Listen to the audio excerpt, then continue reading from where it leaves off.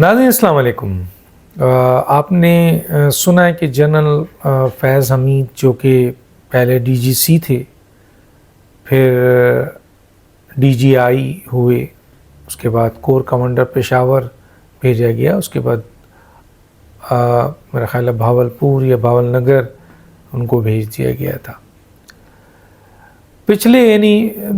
دنوں 12 اگست 2024 کو یہ اطلاع آئی تھی کہ ان کے خلاف کورٹ مارشل کیا جائے گا۔ کورٹ مارشل کا پروسیس ظاہر ہے لمبا ہوتا ہے، بہت لمبا تو نہیں جس طرح پاکستان کی عدالتوں میں ہوتا ہے، لیکن یہاں بھی ظاہر اسٹارٹ ہوتا ہے، پورا موقع دیا جاتا ہے جو بھی جس پہ الزام لگتا ہے کہ وہ اپنے ڈیفنس میں سب چیز کرے۔ جنرل فیض حمید پہ فرد جرم عائد کر دی گئی 9 اور 10 دسمبر کو، جو اطلاع اسی ڈیٹ پہ ہمارے پاس آئی۔ فرد جرم عائد کرنے کا مطلب یہ ہوتا ہے کہ باضابطہ طور پر ان کو مجرم پروسیکیوٹر جو بھی پروسیکیوٹ کر رہا ہے وہ ان کو کہہ رہا ہے کہ آپ مجرم ہیں۔ اب قانونی دلائل سامنے آئیں گے، وہ بھی اپنی جنرل فیض بھی اپنی قانونی سپورٹ لیں گے، اور ادھر سے بھی وہ تمام شواہد اور ثبوت جو اکٹھے کیے گئے ہیں اور اس کی بنیاد پر فرد جرم عائد کی گئی ہے وہ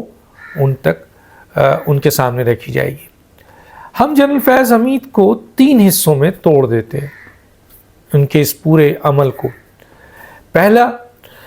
کہ آپ کو پتہ ہے جنرل فیض حمید کو کورٹ مارشل سے پہلے ایک انکوائری ہوئی تھی جو ہائی پروفائل انکوائری تھی، جس میں ایک جرنلز اور 2 بریگیڈیئرز شامل تھے۔ ظاہر ہے اس کے ساتھ اور بھی لوگ ہوں گے۔ فوج کا اپنا احتساب کا ایک طریقہ کار ہے، اور اس سلسلے میں ماضی میں بہت سے لوگوں کو سزائیں دی گئی ہیں، کسی کا رینک چھین لیا گیا ہے، کسی کی فیسلٹیز چھین لی گئی ہے، کسی کو نوکری سے برخاست کر دیا گیا ہے، کسی کو کچھ سال قید کی گئی، کسی کو عمر قید دی گئی، اور کسی کو سزائے موت بھی دی گئی۔ تو کورٹ مارشل ہوتا رہتا ہے، اور یہاں ان کا اپنا احتساب کا ایک طریقہ کار ہے فوج کے اندر۔ اب اس سے پہلے کہ میں جاؤں آپ کو ان 3 حصوں پہ، میں 2 چیز یہاں کلیئر کرنا چاہتا ہوں۔ ایک آرمی ایکٹ جو 1952 ایکٹ کہلاتا ہے آرمی کا، اس کے تحت ایکشنز ہوتے ہیں، اور یہ پیورلی آرمی کے لوگوں کا ہوتا ہے، اس میں جو کہ آرمی کے سرونگ آفیسرز ہوتے ہیں، جو نظم و ضبط کے خلاف یا ڈسپلن کے خلاف یا جو بھی ان کی کرائم اینڈ کرپشنز اس کے خلاف ہوتا ہے، وہ اس کے خلاف جو کچھ بھی ہے وہ آرمی ایکٹ کے تحت جو ان کی ڈسپلن ہے اس کے خلاف ایکشن کرتے ہیں، تو 1952 ایکٹ کے تحت کرتے ہیں۔ اور ایک ہوتا ہے آفیشیل سیکرٹ ایکٹ 1923، اس کے تحت بھی ایکشن کیا جاتا ہے فوجی لوگوں کو اور سویلین کو بھی، اور ماضی میں فوجی عدالتیں قائم ہوئی جن میں سویلین کو بھی سزائیں دی گئی۔ میں بہت ڈیٹیل میں نہیں جانا چاہتا، میں جنرل فیض حمید کے حوالے سے آتا ہوں کہ سب سے پہلی ان کا کیس جو ہے وہ انکوائری ہوئی، اور ظاہر ہے آرمی کی انکوائری سویلین کی انکوائری کے لحاظ سے بہت فرق ہوتا ہے۔ وہ اس وقت تک جب تک ان کے پاس ٹھوس ثبوت سالڈ مٹیریلز نہیں آتے ہیں وہ کیس کو آگے نہیں بڑھاتے ہیں۔ چنانچہ جب ایک جنرل اور 2 بریگیڈیئر کی ایک انکوائری ٹیم نے جنرل فیض کے حوالے سے انکوائری اور انویسٹیگیشن شروع کی، تو ان کو اتنے ٹھوس مواد مل گئے تھے کہ انہوں نے پھر اس کو کورٹ مارشل کرنے کے لیے آپ کے جو ان کا ایک پروسیجر ہے اس پروسیجر کے تحت اس کو ریکمنڈ کر دیا۔ یاد رکھیں کہ وہ ریکمنڈیشن اسی وقت ہوتی ہے جب بہت سالڈ ٹھوس مٹیریلز موجود ہو۔ یہ فوج میں احتساب کا طریقہ کار بہت سخت ہوتا ہے۔ وہ تو جب گئی تو اس کے بعد کہا گیا ہے کہ ان کا کورٹ مارشل 12 اگست 2024 کو شروع ہوتا ہے۔ اب اس کورٹ مارشل میں ظاہر ہے پروسیس ہے، اس پروسیس میں چیزیں چلتی رہیں، حالانکہ اس میں بہت سارے لوگوں نے، ویلاگرز نے، بہت سے میڈیا پرسنز نے بڑی بڑی باتیں کر دیں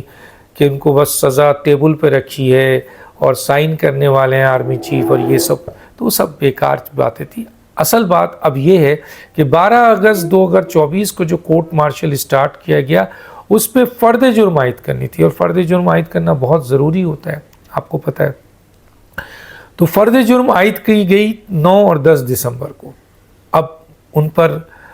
پروسیکیوشن کی طرف سے تیسرے حصے میں ان کو مجرم گردان دیا گیا ہے۔ اب دونوں طرف سے دلائل ہوں گے، یہاں سے ثبوت پیش کیا جائے گا، وہاں سے وہ اپنے کاؤنٹرز کا دلائل دیں گے، فیصلہ ظاہر عدالت نے کرنا ہے۔ اب جن چیزوں کے اوپر جنرل فیض کو کورٹ مارشل میں فرد جرم عائد کی گئی، ان میں 4 بیسک حصے ان کے بنتے ہیں۔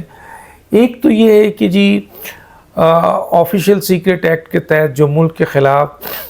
کوئی ایسا عمل ہو وہ اس میں شامل ہوتا ہے۔ دوسرا ظاہر ہے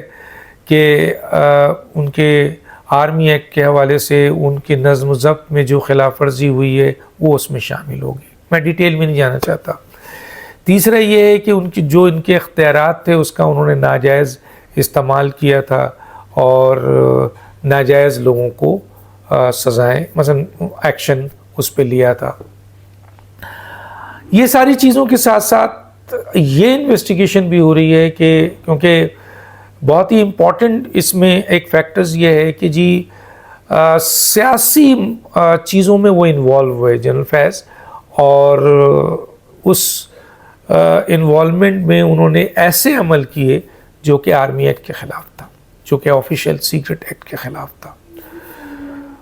ایک اور ایکٹ 9 مئی کے حوالے سے اور ایک سیاسی جماعت کے ساتھ انوالو ہو کر سیاسی مقاصد کو پروموٹ کرنے کے لیے، جو کہ ان کے آپ کے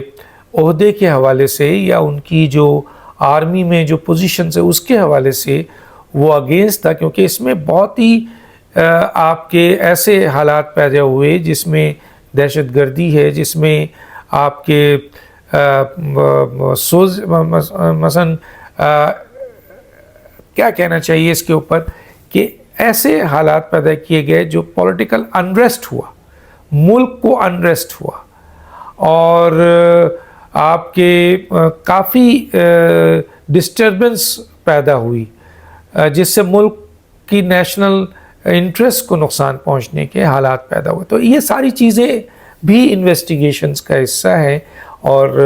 9 مئی کے حوالے سے دیکھا جائے گا کہ 9 مئی کو جو واقعات ہوئے ہیں اس میں جنرل فیض کا کتنا حصہ ہے، اور جنرل فیض کا اگر حصہ اس میں انویسٹیگیشنز تو شروع ہو گئی ہے تو اس کو بھی چارج فریم میں رکھ دیا جائے گا۔ اب سوال یہ پیدا ہوتا ہے کہ جی جنرل فیض کی جو یہ فرد جرم عائد کیا گیا ہے اس سلسلے میں ان کو کیا کیا سزا دی جا سکتی ہے؟ دیکھیں، یہ بھی ہو سکتا ہے کہ جی وہ ساری جو انویسٹیگیشن ہوئی جو کہ اتنا آسان کام نہیں ہے، جو ثبوت پروف آیا اس کے کاؤنٹر میں جنرل فیض اتنی سالڈ چیزیں رکھ دیں کہ یہ سب کیس ہی ڈیفیوز ہو جائے، جس کے چانسز بہت ہی کم ہیں۔ زیادہ چانسز ہیں کہ ان کو جو army act, official secret act اور یہ تمام جو ان کے خلاف چارجز ہیں، فرد جرم عائد کیا ہے، ڈیٹیل میں بات نہیں کرنا چاہتا جو ان پر چارج ہے، لیکن یہ چیزیں سامنے آئی ہیں جس کی بنیاد پر ان کو کئی قسم کی سزائیں دی جا سکتی ہے۔ ہو سکتا ہے ان کو 14 سال سزا دی جائے، ہو سکتا ہے ان کو عمر قید کر دی جائے، ہو سکتا ہے ان کو 7 سال سزا دی جائے، ہو سکتا ہے ان کو سزائے موت دی جائے، کیونکہ ان چارجز میں ان فرد جرم کے اندر یہ ساری سزائیں موجود ہیں، اور آفیشیل سیکرٹ ایکٹ اور آرمی ایکٹ کے تحت یہ سزا بھی موجود ہے۔ اب دیکھنا یہ ہے کہ عدالت کیا سزا دیتی ہے، اور جو اگلی انویسٹیگیشنز ہو رہی ہے 9 مئی کے حوالے سے اور پولیٹیکل انریسٹ کے حوالے سے ان کی انوالومنٹ، اور ایک سیاسی جماعت کے ساتھ مل کر ملک کی نیشنل انٹرسٹ کو نقصان پہنچانے، وہ فرد جرم کا حصہ بنتی ہے۔ تو آیا اس میں عمران خان صاحب کی انوالومنٹ، کیونکہ پی ٹی آئی سے ریلیٹ کیا جا رہا ہے، تو پھر عمران خان صاحب اس فرد جرم کا حصہ بنیں گے اور پھر ان کے خلاف بھی کارروائی ہو سکتی ہے۔ دیکھتے ہیں آگے کیا ہوتا ہے۔